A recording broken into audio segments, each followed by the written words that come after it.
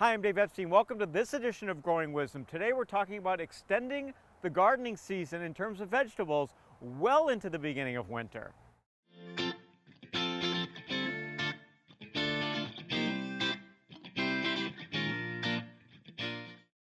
So we're already a few weeks into December and I just harvested some of this wonderful Portuguese kale. I'm very excited to cook this up and saute it tonight.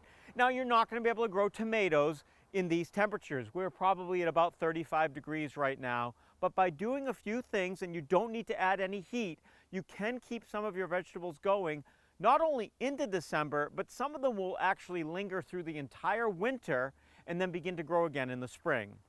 So you can see this tunnel we have. This is what I call my high tunnel. It's basically greenhouse plastic. We've got some of the electrical conduit to make these hoops, and then we have row cover, and the row cover is really critical that you have both of these things. So notice as we peer inside this tunnel, you can see some of the Savoy that's still growing. And over here, we actually have some row cover, which is covering some of the kale and covering some of the collards that have been growing now since September.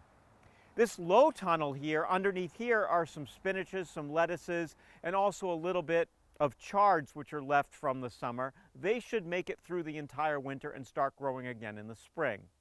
The key with these, because we get a lot of snow around here, is to make sure that the hoops themselves are made of metal, not necessarily made of plastic, to keep them evenly spaced, and to also put these sandbags around the tunnels so that things don't blow away. Once the ground freezes, the plastic will actually freeze to the ground and we won't have to worry about them. But in the fall and the spring, before the ground has frozen, it's important that you weigh down that plastic.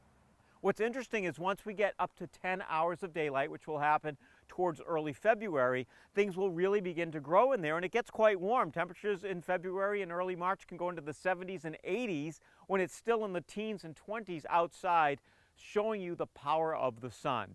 So if you want to keep things growing, you want to grow things like your Asian greens, carrots, collards, kales, some of the lettuces, some of the chards, some of the Savoys. Those things are cold tolerant.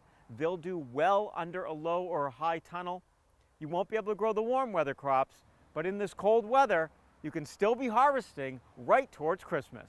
For Growing Wisdom, I'm Dave Epstein.